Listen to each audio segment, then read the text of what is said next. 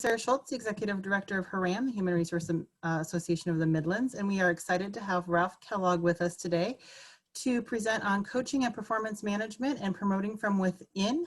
Credits for this event will be distributed after. Again, if you have any questions, please feel free to use the chat box, and if you need something directly, feel free to reach out to myself or Abby. With no further ado, I'd like to introduce Ralph Kellogg. I know many of you know him. He is a longtime standing member of HRAM and sits on NAM's board, and we are excited to have him present today. Thank you, Ralph. Thanks, Sarah. Can you hear me okay? Okay, perfect.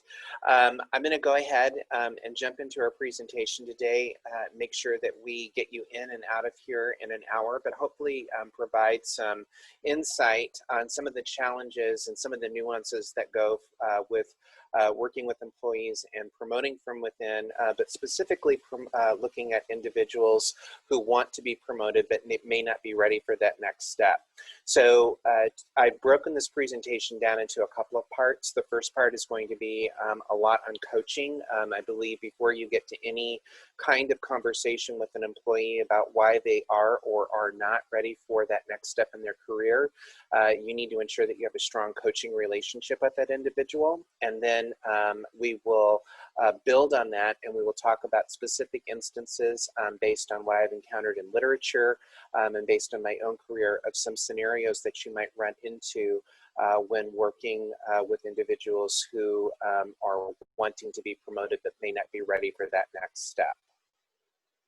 So let me, hopefully technology is working and the technology gods are smiling on me. So for many of you, this might be a refresher, but I do think it's important to go through coaching and the benefits of good coaching.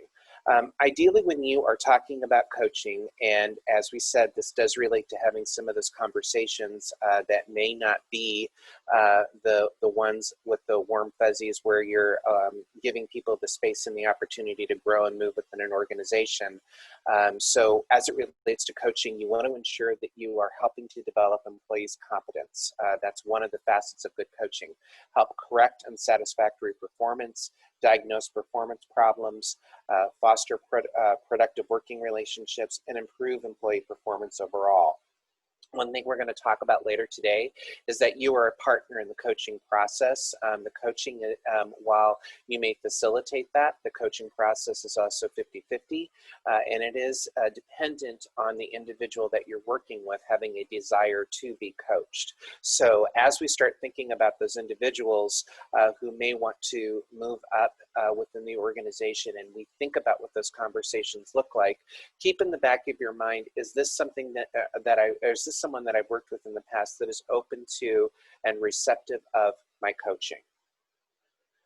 Characteristics of a good coach, things that we're all aware of, someone who's positive, who's supportive, who's goal-oriented, focused, and observant. One thing that I would also say, and you'll hear me repeat this later in the presentation, someone who does not do the work on behalf of the employee.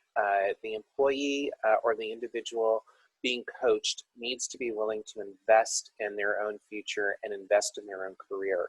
So you cannot want the individual to succeed more than they want it themselves. So some things to think about as you're thinking about being, or thinking of yourself in that coaching role. Your job is not correcting mistakes, finding fault, or assessing blame. As part of all career advancement, as part of just being humans on this earth, everyone is going to make mistakes. Everyone is going to fall into a situation that they may be unsure of, unaware of, and mistakes are going to occur. I would say what your job is to do in those instances where mistakes are made, you are to try and find a way to present not the bright spot, but maybe lessons learned, what can be done more, better, different in the future. Your goal is to also provide ways that individuals can achieve productivity or goals or objectives based on what they've learned. So it is really taking those errors, those mistakes, those things that we didn't know and sort of fell into. It's really encapsulating those all into teachable moments and allowing that individual some grace to say what they could have done better, what they could have done differently, and then building on those as they continue their career trajectory. Be supportive. Obviously, as a coach, you want to ensure that you are providing all the tools, the atmosphere, the situations, the ability for individuals to succeed at their jobs and at their roles. You want to make sure that you're available to answer questions, but you also want to make sure that you are giving individuals the training wheels, so to speak, to look and research and find information on their own. The last thing that you want to do is to have someone dependent on you as an answer provider rather than as a manager or coach. Part of an individual's development, and when you think of promoting someone, is that they have the ability to self-initiate and find questions or find answers to their questions, or to investigate on their own and come to you with sources of action rather than just presenting a problem. Goal-oriented. Again, this goes back to setting SMART goals with your employees. So you want to base your assignments on clear, definable goals. You want to make sure that you give the employee the opportunity and the space to ask questions. You want to ensure that you're tying specific tasks and milestones to goals, and then communicate the goals to the people that actually have to do the work. So if this is someone's first assignment, first project where they are being put on a larger stage than what may have occurred in the past, you want to make sure that you're opening those clear lines of communication and limiting the individuals who are filtering information to that person. So a good way to think of that is don't play the telephone game with them. If you want them to do something, tell them directly, tell them in clear, concise terms. The thing that I would encourage you to do is ask how they learn. Do you learn by conversation? Do you learn by email? What is the best way to communicate information to you? And then what you also need to do to ensure goals are met is tell that individual the best way for them to keep you along for the ride, so to speak. Do you want daily updates? Do you want to only be brought in when problems occur? How do you want to be communicated with too? I know that may feel awkward initially when you're working with somebody, especially if you've worked with them for a long time, but it never hurts to level set and set boundaries, especially as an individual's role increases or as your roles change with each other over time. Focused, effective communication is specific and focused. You're far more likely to get action if the employee leaves your office focused on resolving the issue at hand. So make sure when the employee leaves that you do a repeat back with the individual. Make sure that they clearly understand and heard what you said. Make sure they clearly understand and know what timelines and deliverables are, and make sure they clearly understand, what the outputs of the assignment need to be. The last thing that you want to do is make assumptions at this point, because that could, as we all know, cause issues later down the road, especially if you're assuming that they understood something and they didn't. The next piece is to be observant. Be observant means more than just keeping your eyes and ears open. It does not mean micromanagement. It does not mean applying pressure for the sake of applying pressure. But you do, as a manager, as a leader, need to stay plugged into what's going on with the employee. Ask those critical questions. And a friend and mentor of mine, Cy Wakeman, will often say, just walking up to somebody and asking them what they're working on. How's that thing going that you're working on? And fill in the blank. Give them an opportunity to engage in that conversation with you, but let them know, even if you don't remember all of the details, that's a good way to let them know that you're still aware that they're working on something, you're still aware that the project that they're working on has impact.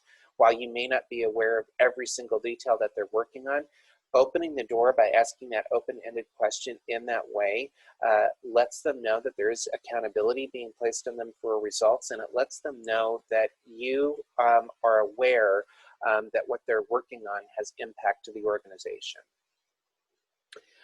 Very quickly, I'm not going to go through this. This is just something that I use when I'm coaching new managers into a role and working with them. So I've outlined here the difference between what a traditional term of a boss versus a coach might look like. One thing that I would say, and I have a tendency to do this as well, I think we as human beings are wired this way. When I'm engaged in a coaching conversation, I have to remind myself to listen more than talk. And that requires people to get very comfortable with the silence, because if you're asking open-ended questions, there may not be a ready response from the employee regarding what you're asking. They may need to think, they may need to process, they may need to get their thoughts together. And as a coach, what you don't want to do is fill that space with chatter. You want to give them the opportunity to provide you with feedback. You want to give them the opportunity to objectively answer your question. And obviously what you don't want to do is feed them what you're looking to hear. So by remaining quiet, you give them the opportunity to help direct the conversation. You give them the opportunity to help craft their narrative. And then at the end of the conversation, when you feel like everything has been asked, you can then jump in with your questions. But remember, listen more than talk, especially if you were in a bona fide coaching session. This becomes even more critical as we're talking about people wanting to advance within the organization who may not be ready for additional responsibility. Allowing the individual to talk and allowing them to assess why they believe they're ready or their motivations for advancement will give you insight as their coach, as their boss, as their leader, to help direct them in the path that they're looking for. Okay, I need to take a quick drink here. So, elements of good coaching. So we're going to go through each of these, but the elements of a good coaching session is to establish a purpose. Again, we've talked earlier about establishing ground rules, very critical to do. Stay focused, develop a dialogue. It should not be a one-way conversation of you speaking and no one else talking. Speak clearly and discuss one specific issue at a time. And while this may sound task or project oriented, it can also apply to individuals seeking advancement within the organization. So the first thing that you want to do in any good coaching session is to have a purpose. Ensure that you understand why you are engaging in a coaching session with the employee. If the employee is coming to you asking for time, ask them specifically, what would you like to talk about? What are you looking to gain from the session? What are you looking to, take away from our conversation? What you're wanting to do is potentially separate what might be a weekly one-on-one meeting from a true coaching session. And if they say, well, I'm looking for some specific direction or some specific guidance or understanding about what I need to do to get from point A to point B regarding a project or a promotion or things along those lines, say, great, then what you're looking for, it sounds like, is a coaching session for us to talk about how you can accomplish what sounds to be like some very specific goals related to your career here at this organization. Make sure you get that understood up front, because what you don't want to do is commingle conversations necessarily between tasks and assignments and coaching, because they're two very different avenues that those conversations will take, even though many of the elements are the same. Again, establish ground rules. As with any meeting, you and the employee need to have an understanding of certain factors. So here's one thing that I often see individuals do through no ill intent. So let's say you and employees say, yes, we understand that we want to engage in a coaching session. The time gets set up, you meet in a neutral location, everything is beautiful, and you sit down and there's no agenda. The employee hasn't come with anything to talk about. You don't really know where to begin other than the information that they provided you. And naturally, what happens in those kinds of conversations is that the employee will typically defer to the manager or leader to guide the conversation. Well, we're not having a conversation about the manager or leader's career. We're here to talk about the employee's career. So one boundary or one ground rule that I always set with individuals when I specifically know that they want to come and talk about promotions, career advancement, seeking career advice, maybe asking about going back to school, things along those lines, I have them create an agenda. And one thing that I will always ask them to do is write down 3 questions that you want to discuss as a part of this meeting so that we have a place to start. That place to start will allow you to not only open the door for conversation, but it's a great way to begin setting goals and objectives with the individual about what they're looking to achieve. But I really caution you not to go into a coaching session cold because again, it becomes more directed by you as the leader manager. And what you're looking for is that employee to have awareness and insight into what they want and to how they believe that they can achieve that goal. Stay focused. A few guidelines to stay focused. We all know these, that it's very hard sometimes to do this successfully.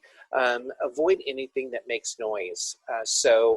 One thing prior to us working in the new world of COVID, when someone would come in for a one-on-one with me, I would turn my monitors off so that I wasn't immediately feeling as though I needed to turn my head every time I saw the little email pop up.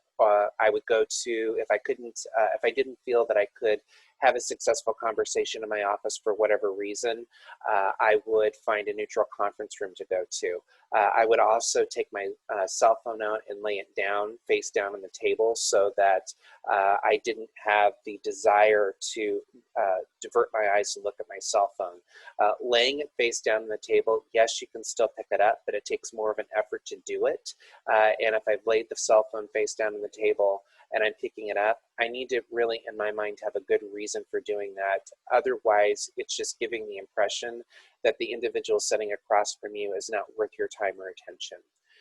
Don't touch papers, and again, don't answer the telephone. What you want to do, and I know this is old hat for many of you, but what you want to do is really ensure that you're giving your time, attention, and focus to the person in front of you. While their career goals may not be your career goals, the thing that you need to remember is that if they are coming to you and seeking your advice and guidance, as a leader manager, you owe them your time to help guide them and help direct them in a way that might give them some framework about how to achieve the goals that they're looking for. Develop a dialogue. This again is really critical, and why I always say it's critical to set an agenda for a meeting, especially in career or promotion conversations. We as leaders have a tendency to want to fix things, or we want to direct things because we're asked to do that in our job every day of the week. When this conversation occurs, when you're working with somebody, you want it to be a conversation. You want to, again, talk less, listen more. So as an example, if you are asking the individual to send you questions before a coaching meeting, that's a great way to begin setting up the framework of that conversation. So let's say you set the parameter with the employee. I'd like to get the questions that you want to talk about 48 hours in advance of our meeting. You can go over them in your mind and begin thinking about what the employee wants to talk about. If you see that the employee is nervous or apprehensive, or maybe they've never done a conversation like this before, and you sense that, you can clearly look at them and say, I sense that you might be a little nervous about this. I don't want you to be, but it looks like you've got some great questions here. The first of those is, what additional education might I need to get promoted to a manager position? Let's talk about that. Let's talk about your interest in being a manager, and let's talk about what additional education you think you may need. And then be quiet. That is a great way to give the individual permission to begin talking about what they want to discuss with you. It also shows that you've invested the time and the energy to read what they provided to you beforehand and to formulate specific questions based on the information that they've given. It shows that you've got a vested interest in their success, which is great. Speak clearly. We all know this. We've all been in situations, but the one thing, or all have been in situations where this may not have been the case. One thing that I do want to stress to everyone is to avoid jargon. If you were working with somebody, the last thing that you want to do is who may be looking to be promoted, or who may be seeking career advancement. The last thing that you want to do is intimidate them by what you know. I've been in situations, especially early in my career, where I would talk with people and they would lose me in what they were saying, and I was so intimidated I didn't ask them. So one thing that I would stress to you is remember that you're talking to somebody who may be 1, 2, 3, or 4 levels lower than you on the organizational chart. You want to make sure that you are approachable. You want to make sure that you are using clear, understandable language. You want to make sure that you're not using jargon. And you want to give them the space to ask questions if they have it. So let's say that in a situation you find yourself and you did use a jargony term, ask them, do you know what that means? And if they say no, say, I apologize. I get caught up in my own thoughts sometimes, or my own language sometimes. Let me tell you what this is, and let me tell you how it applies here. That shows vulnerability on the part of the leader to A, ask the question, B, seek for understanding, and then C, taking the time to explain it. I think that anyone who has been in the work world for a while has had situations, as I said earlier, where things have been thrown out and you just don't feel comfortable asking, so you don't. And in these situations, you really want to open the door and create that safe space for questions or comments to be asked without the individual feeling intimidated or insecure. Discuss one specific issue. So by this I mean, as much as we may like to, because of a conversation being very organic and very fluid, and maybe it's firing on all cylinders, make sure during the course of the conversation that you go back to the points that were provided to you on the agenda. Make sure that you're asking the individual direct questions. Did I answer your question? Did this give you an understanding of what you would need to do differently if you wanted to be a manager? Make sure that you're continually circling back and giving the opportunity for the individual that you're working with to provide that level of understanding that, yes, this question answered what I was looking for. Yes, I do understand now that if I want to be promoted, I need to correct these behaviors or get this additional education or things along those lines.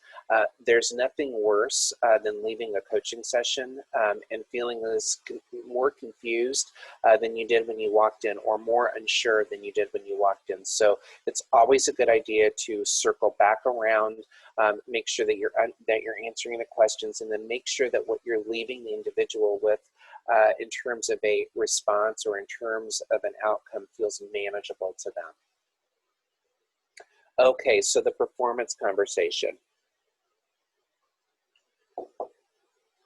So key items in any performance conversation that you have, and this is particularly true if you are working with an individual who is seeking advancement within an organization, or working with somebody who may be struggling in a particular area. You want to be honest, you want to be curious, you want to create the space for success, and you do not want to do the work on behalf of the employee. And we're going to touch on all of these, on these 4 key points. The first thing in any performance management conversation is being honest. Are you invested in the success of the employee? Do you genuinely, as a leader manager, care about the individual enough to help them advance in their career, or to help promote them or to help advocate for them within the organization. I'm going to be really honest. There have been individuals in the course of my career, for whatever reason, we did not blend well. We did not gel well. And it doesn't mean that I treated them differently, but it does mean that through my own biases, which everybody has, through my own lens, my own filter, I may not have been as invested in them as I should have been when they wanted to be promoted or they wanted to be advanced. Some biases that can come into place here. Maybe you didn't get off on the right foot with the individual. Maybe they were having a bad day when you first took over a team and they were a little snarky with you, and you immediately said, oh, well, this person has an attitude, or this person isn't a team player. Maybe you needed them to work on a weekend and they couldn't because of a family commitment, and you're thinking, well, this is your job, you need to be dedicated to your work. You need to really step back and ask yourself the question, if I'm not invested in this individual's success, is it because I've got my own biases coming through? And a great way to do that is to talk to a peer or to talk to your manager and say, listen, you know, Ralph has come to me a few times wanting to be promoted. I want to, and I know I should feel like I'm invested in a success, but I just don't feel that way. And get into a dialogue and try to define why you don't feel that way. And if it comes up that what you're basing your opinion on is biases, you need to step back and you need to separate your opinion and what you believe to be true from what is actually the case. Do you have conversations rooted in compassion and accountability? And this might be termed as empathy, but I've used the term compassion and accountability frequently of late, especially in the COVID environment. So as we have people working from home, and I think you all heard earlier my dog Daisy bark. There have been times when I've had to pick up my laptop and move to other rooms because the dogs don't want anything to do with me except when I'm in a meeting and they want to make noise, but I still have to do my work. So I'm compassionate, our people are compassionate, and they allow grace to me or for me in those situations because everybody's going through something like that right now. But I still have to be accountable to accomplish the goals that are put on my plate. So am I a leader that provides compassionate accountability? I've seen a couple of instances on the news of late where employers are saying, we don't want to hear your kids in the background when you're on a call. We don't want to hear your pets. We don't want you this. We don't want you that. People are really struggling right now. People have a lot on their plates right now. Parents or teachers, teachers, many of them are serving in the role of parent. They're still being, required to be breadwinners and running households and things along those lines. Offering grace and being compassionately accountable, I think, is something that we can all provide in this space during this time. And then, are you looking at the employee objectively again, or are you looking through subjective filters? And we talked about this earlier in point one, so I don't want to belabor that point. But it's really critical to be aware of the fact that you're going to come to every situation that you encounter and every person that you encounter with your own set of biases and perceptions. Be aware of that, call them out. And I've even gone so far as to say to people when I'm being coached, hey, I think I've got a preconceived bias about this person, or I think I've got a preconceived notion with this person. Will you talk me through this? Will you help me resolve this, because I'm not able to move past this, and I don't want my opinion or my bias or my perception to negatively influence this individual. And that shows a high level of leadership and a high level of investment in the individual to do that. Be curious. Do you listen to employees with the intention to understand or the intention to offer solutions? If you are listening with the intention of understanding, then maybe you're writing questions down, but you're framing things in the context of, what do you mean? Can you be more specific? Can you tell me why? You are not offering objective statements like, yes, no, that's wrong, I wouldn't, you shouldn't. You're giving space for that conversation to occur rather than a dialogue to occur. Last point here is, do you push your agenda? So I have been in conversations with people before, coaching conversations in my career where I've said, and I will give you a great example. I knew early on in my career that I always wanted to be in HR. I don't know why. I just felt drawn to do the work. But I was also good at sales. I was very good at sales for some reason. And I remember going to a manager early on and working in an organization. They had a position open in human resources. And I remember saying to my director at that time, I really want to be in human resources. Can you help me figure out a way I can have a conversation with the manager and HR? Would you open a door for me so that I could, find out more about the position and find out how I could get my foot in the door? By the time I left that manager's office, I was completely rooted in my sales job. Sales was the only place that I belonged, and my future was in sales, if you asked him at that time. And that's because he pushed his agenda. I was good at what I did. He knew I was good at what I did. And he, used that as a way to keep me where I was. I'm not faulting him for that. I think that none of us wants to necessarily see a talented person leave their role. But if you are truly invested in the individual and in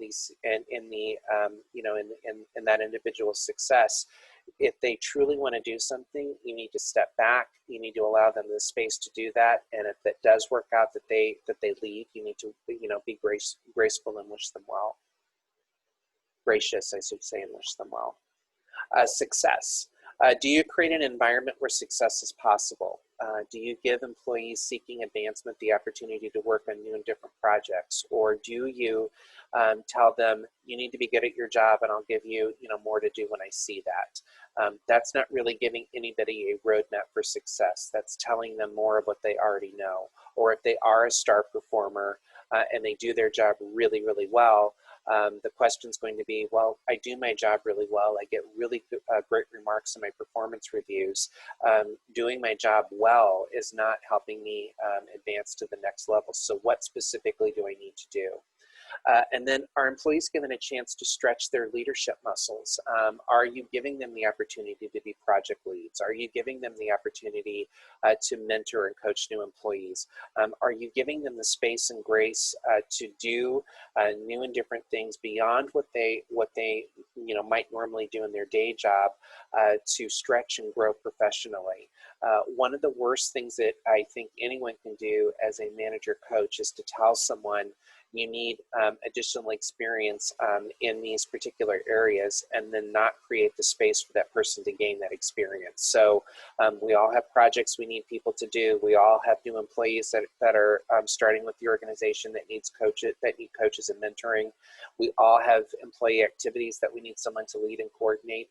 Allow those people who are asking for additional responsibility the opportunity to step into those moments. And then lastly, don't do the work for the employee. When obstacles arise, do you give the employee a chance to manage through the process, or do you take over? As a manager, in particular, it can be really easy when someone is struggling to say, here, let me do it for you. Or, you know what, it's just going to be easier. I'll just do it myself. Or, so-and-so did this last year. I'm going to give this to them to do and to finish up. If you do that, you create a sense of a resentment on the part of the employee, because if they're going to feel as though you don't trust them, and you don't build any bandwidth in the organization for talent to rise up, so to speak. You're enabling them essentially if they're coming to you with difficulties and saying, I don't know what to do, or I don't know what I should do in this particular case, and then you take over from them. If they're coming to you saying, I don't know what to do, or I'm at a roadblock, the two questions that I always ask is, what have you done to address it? And then what do you think you should do? And those are very empowering statements to the individual. And we talk, it opens the door for you to talk about the options available to the individual. And then at the end of the conversation, you can circle back around and say, okay, based on what you said, what direction are you taking? So now you're not only setting a direction, but you're instilling accountability in that employee to take action based on what the two of you discussed. You've not made a decision, you've not told the employee what to do, you've empowered the employee, you've been involved in the conversation, and now they're going forward to do what they need to do to succeed in their role. That is something that I think every leader manager should do to ensure that they're developing people within their organization and that they're not feeling, stuck or held that the people in their teams are not advancing at the rate that they want. So often, I think people in a need to help and a need to fix jump in instead of allowing people to find answers and success on their own. Okay, my computer won't behave. Now we're going to talk about the outcomes.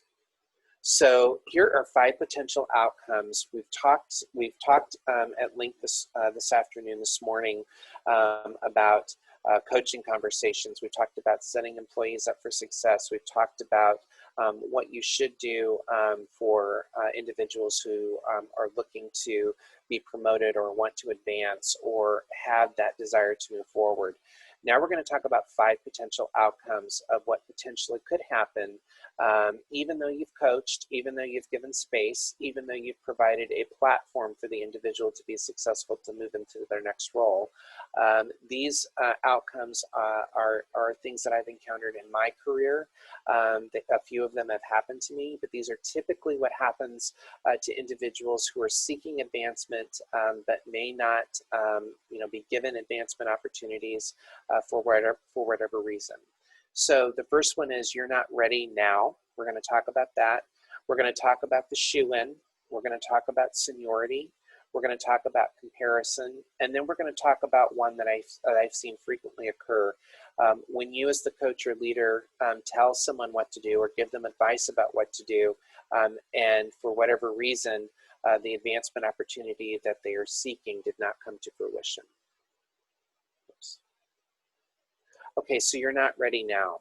This typically happens when the incumbent does not have the necessary experience for the role.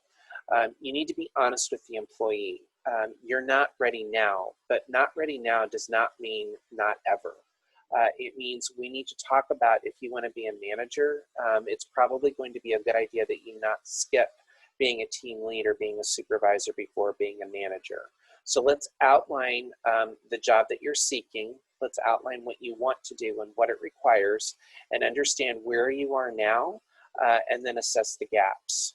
You want to make an accountability plan that allows the employee to prepare for the role. So if I were a newer employee and let's say that I was fresh to the organization and I wanted to be a manager and I went to my manager and said, this is what I want to achieve, this is what I want to do. A great conversation would be, or the way that I would structure that conversation is, I will get you the job description. Here's the job description. Write down what you have now and look at the job description. Assess what you believe your gaps are. And then let's, you and I set up a conversation to talk about what knowledge, skills, and abilities you will need to obtain to set yourself up for success to move into this role. So oftentimes when I have individuals who are applying for entry-level management positions and they aren't selected, the way I will preface that conversation is, we're not promoting you now, but now does not mean forever. And let's talk about what the next steps of this process looks like, or the next steps of your career advancement look like. Yes. Okay, the shoe-in conversation. This happens when you have someone who believes, rightly or wrongly, that they are a shoo-in for the promotion that's being offered, that they are a shoo-in for advancement. Maybe they think that you are friends with them. Maybe they think that no one else can do the job as well as them. Maybe they think they were born under a lucky star and they just deserve the role. I've had conversations where people have come in and said to me, I know that I'm a shoo-in for this role, or I know that I'm guaranteed for this spot, or I know that this job should be mine. That puts me on the defensive a little bit. That's a hot button for me, and I know that. So when someone says that to me, my first question is to them, why do you think you're ready? So let's talk about this. Why do you think you're ready? And then the second question is, what's prepared you for the role? A lot of times what you'll find in situations like this is that you will have someone that's highly technically competent, but may not have strong management experience, may not have leadership experience. And I've seen in situations, and I've made the mistake of doing this myself, of believing that technical competence is the same as or is a substitute for management and leadership experience, and they're not. Being technically competent is great. It does not mean that you have the capacity or the skill set to lead and manage people. They're two different things. If that's the case, then that's one conversation that you talk about. If it is the case where they feel like they are just deserving of the role, you need to dig in and ask some really direct questions about, why do you think this? What's prepared you for it? The question that I always ask when I'm given comments like this is, you're more than welcome to apply. I would be glad to talk to you about the position. What are you going to do if you don't get selected for the role? What is that going to look like for you? To give them some context to say that I, as the manager, am going to pick the best person for this position because I need to do what's best for the organization. So if you're the best person, that's great. But if you're not, what are you going to do in the event you're not selected? And that leads me into my next point. Do you think the candidate has the social and emotional intelligence to do the job? As we all know, especially in our environment right now, having a high degree of empathy, using compassion and accountability, being someone who can understand that the days don't always go as people plan right now, that is a huge skill set that leaders and managers need to be cultivating. Yes, the work still needs to get done. We're all aware of that. But you need to ensure that if something like this occurs, a pandemic situation, or if something goes off the rails at work, does this individual have the social and emotional intelligence to lead individuals through the job, to support them through obstacles that they may face? Only you are going to be able to answer that based on the observations that you've seen of this individual. But it's a great way to enter the conversation to say, you know, as a leader of a team, you're going to have to show a strong level of empathy. What would you do in a situation, and map out the situation, you know, where maybe your best employee can't come in for a week and you're facing an audit because her child's sick? What would you do in that role? You know, would you expect the employee to come in? Would you expect the employee to find daycare? How would you manage through that situation? That's going to give you some great context to figure out if this individual is ready for a role where their primary objective is going to be leading and managing people to achieve goals, and leading and managing people through unknown situations. Seniority. I too have been faced with this, where someone will come in and say, I've been here longer than anyone else, I deserve to be promoted. Deserving of deserving of promotion means that you've done the work professionally to get to that level. It does not mean that just because you've been at an organization or on a team for a certain period of time that you deserve to be promoted. Again, ask the employee why they deserve the promotion. What makes them think that they deserve the promotion? Are they technically competent at what they do? Or have they really shown the depth that they need, that someone would need to successfully execute in the role? Has the employee displayed any of the behaviors required for a promotion? So oftentimes what you will find is people will apply for advancement, but they've never taken on any additional responsibility. They've never asked to lead or co-lead or coordinate projects within the department or within the organization to help prepare them for that role. But for whatever reason, they feel as though that they have earned or are ready to step into a position with greater accountability, but they've not given you anything to base that opinion on. So that's another great way to say, what have you done that's prepared you for this role? Do past behaviors indicate future success? Have they had great performance reviews? Have they received compliments from peers and other managers about the way that they manage and lead through different situations? Or are they someone who's chronically late? Are they someone who does just what you ask them, no more, no less? Are they someone who does not self-initiate when it comes to their own learning and development? So again, do past behaviors indicate what you could likely expect in the role as a manager and more importantly, as a manager of a particular team? Has the employee done anything to self-initiate their growth and development? So have they taken workshops? Have they done anything to take a class based on what they need to gain knowledge in? Have they done anything within the community to stretch their leadership muscles that they're proud of or that they can talk about? Have they mentored a new employee? Have they coached a new employee? Have they stepped in when someone's been out of the office to pick up additional work?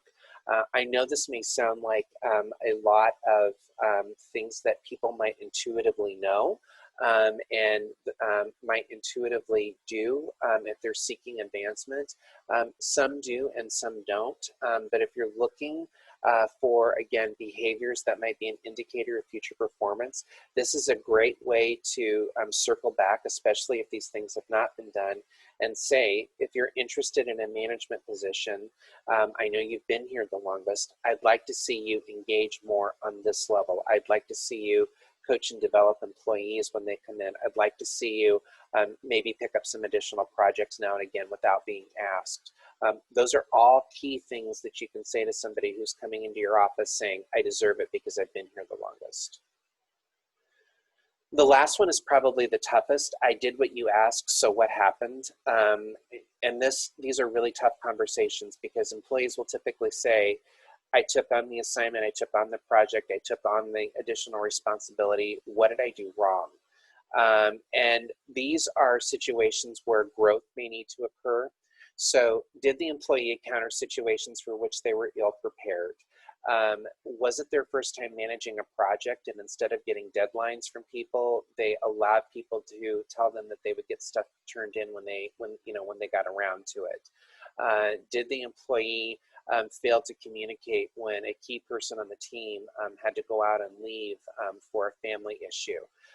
Those kinds of things, unless you're put in situations where you learn from experience, and unless you have a strong manager kind of guiding and directing you, or you're aware enough to present these issues, sometimes those will cause some very visible errors or some very visible setbacks to occur. Did the employee struggle in the area of interpersonal development?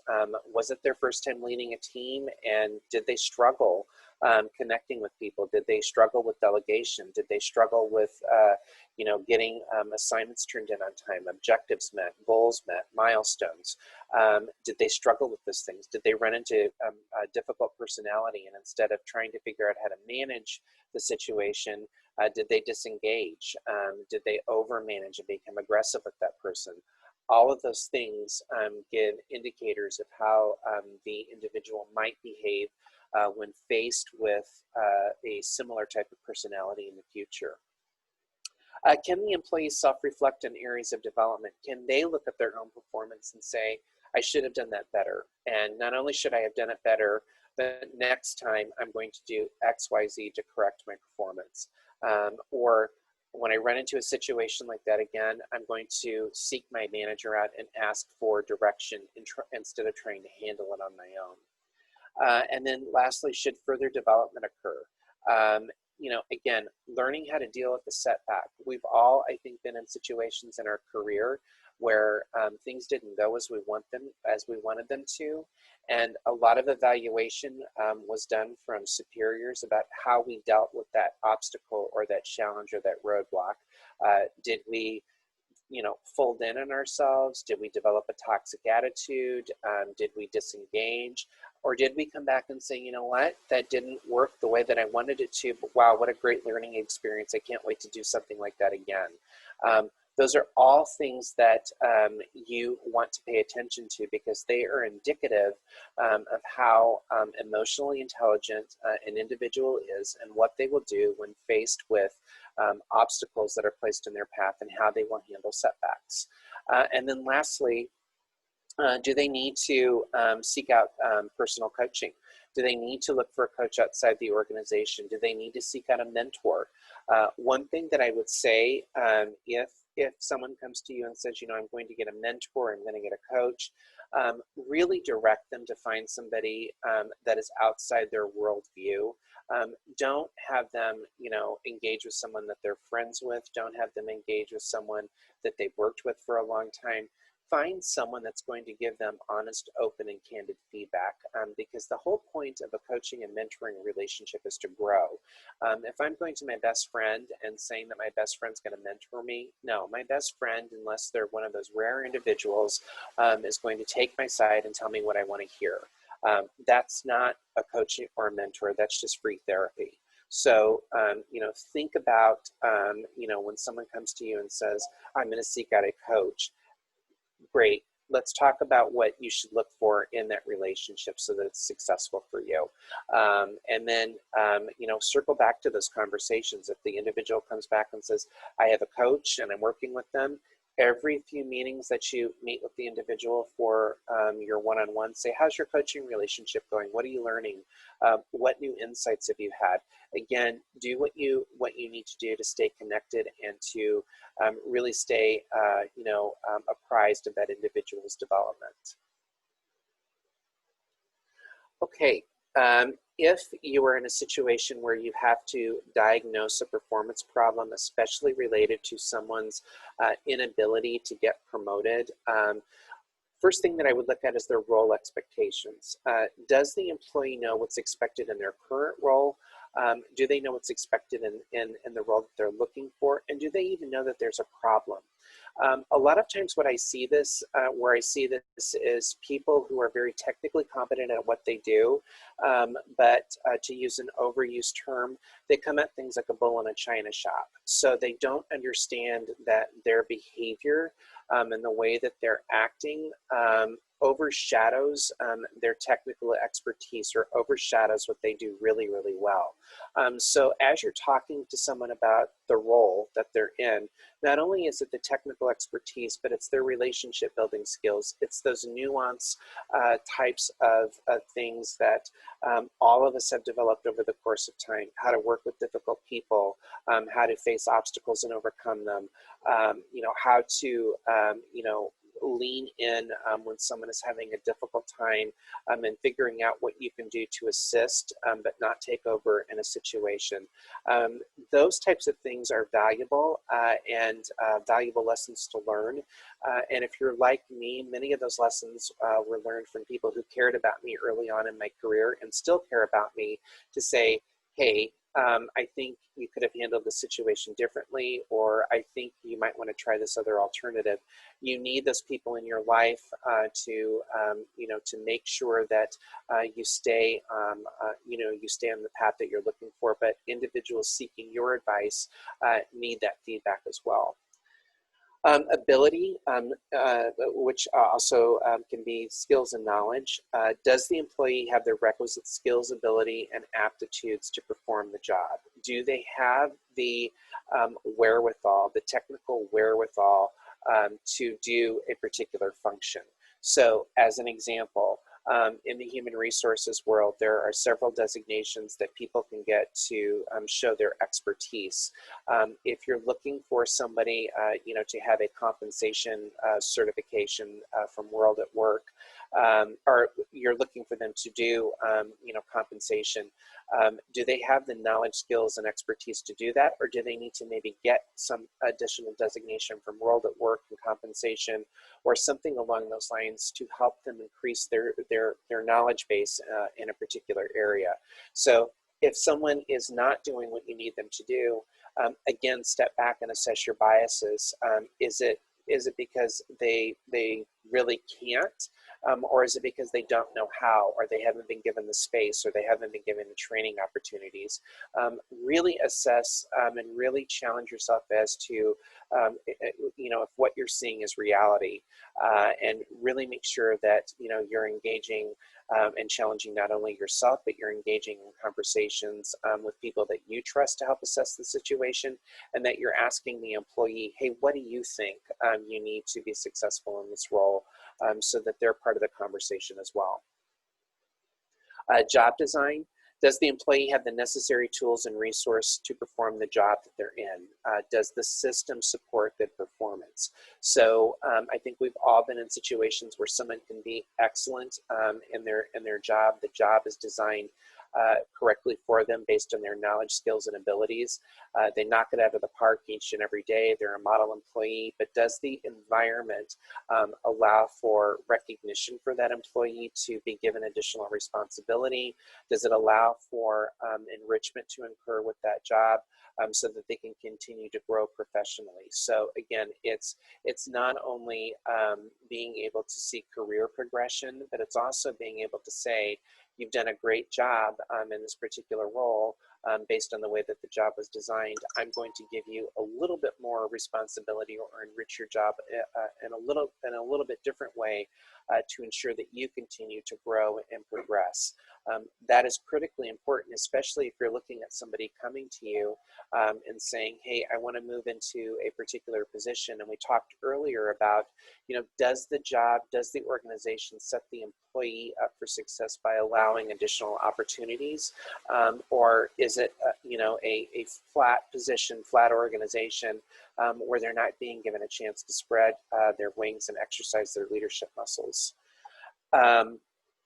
Last question here. Is good performance rewarded or punished? Here's what I mean by that. We all have those rock star employees that do really, really well every single day. Do you reward those people or do you punish those people? And by punish, I mean, do you give them more to do without any opportunity for advancement or pay? Do you give them more to do without any recognition? Do you give them more to do without any possibility of promotion or enrichment in their current role? Is poor performance rewarded? And by that I mean, do I spend more time on my poor performers than I do my rock stars? When I was first working with Cy Wakeman, that was one thing that I really had to get in my head. I was always of the school of thought back in the day that you worked with your poorer performers to bring them up to the level that you wanted. I work with my rock stars. I work with people who are willingly engaged. I work with people who willingly want to do the work that is necessary to be successful. I do not give the same time and attention to my poor performers. I let my poor performers know, here's my expectation, here's what I need you to do, here are the consequences if you don't. I'm here to support, I'm not here to do. And that's really critical because what you want to do is make sure that you, and why I do that honestly, is to make sure that my top performers know that they're appreciated. I don't want them disengaged. They've obviously shown their loyalty and commitment to the organization. I believe that deserves to be rewarded. And I also want to give my individuals who are not performing at a level that they need to be, I either want to make them really uncomfortable so they opt out, or I want them to see, if you want to be successful here, this is the level that you need to be performing. And 9 times out of 10, what I have seen is that people will raise their level of work based on the expectation. So if this is what I expect out of you, and I don't falter from that expectation, that's the level that you will perform to. And in those cases where it doesn't, that individual has self-selected and gone to succeed someplace else. So ask yourself those types of things as you're assessing someone's promotability within the organization. And then the last one, personal motivation. Does an issue or problem exist within the employee's personal life that may contribute to poor performance? I've worked in situations where I've had great employees be the victims of spousal abuse. And the first, there's been a handful of times, but the first couple of times I saw individuals, their performance went from being spectacular to falling off the rails. And as that leader, as that manager, that's going to be based on the level of trust that you have with the employee, if they feel open and honest to tell you those kinds of things.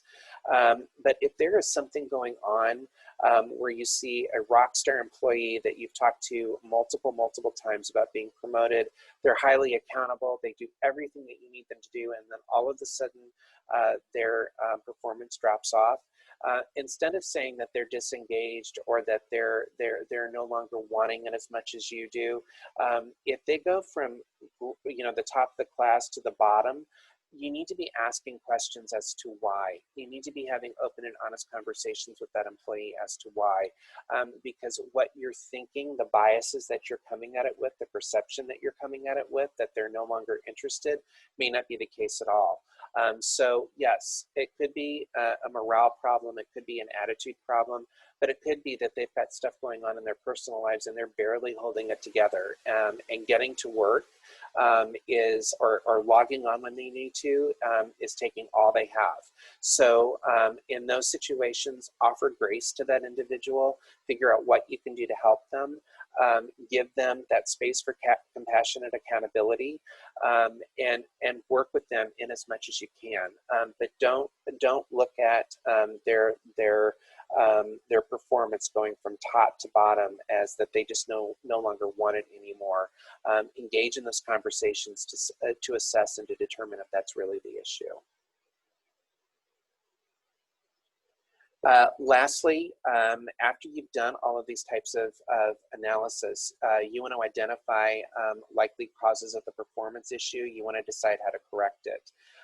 The employee is closest to the problem, so ask them for their ideas and to write it down. If they're struggling in a performance area, if they need to get additional knowledge, if they need to get additional skill sets in how to deal with conflict, things along those lines, ask them, what do you think you need to do, employee, to solve the situation?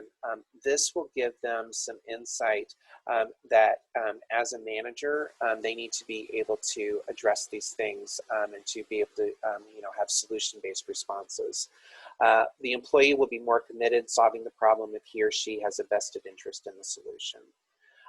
Conduct a follow-up session. I know we're over on time, so I won't go through all of these, but this gives you the parameters to conduct a follow-up session with the employee in the event that there's a longer, deeper conversation that needs to occur. So absolutely conduct a follow-up session once you've assessed what the issue is. And that brings us to the end of our presentation. I apologize, I know we're 4 minutes over. I'm very, very sorry. But if you have time, I'm glad to entertain any questions. Otherwise, Abby and Sarah both know how to get a hold of me, and I'm glad to answer any questions. But I hope you found this session beneficial today. Thank you so much, Ralph. As always, it was wonderful. I think you've answered all the questions that have come through, but if anyone has a last-minute one, feel free to send it in. We will be sending a follow-up email with the recording and the slides, as well as a quick session evaluation here shortly. So please watch your emails for that. Sorry on the time, everyone. I apologize. Okay, I don't see any other questions coming in, so I will wish all of you a great day. Stay warm this weekend. It's supposed to be very cold, so stay warm, and we'll see you all soon. Thanks, Ralph. Thanks, everyone. Have a great afternoon. Bye-bye.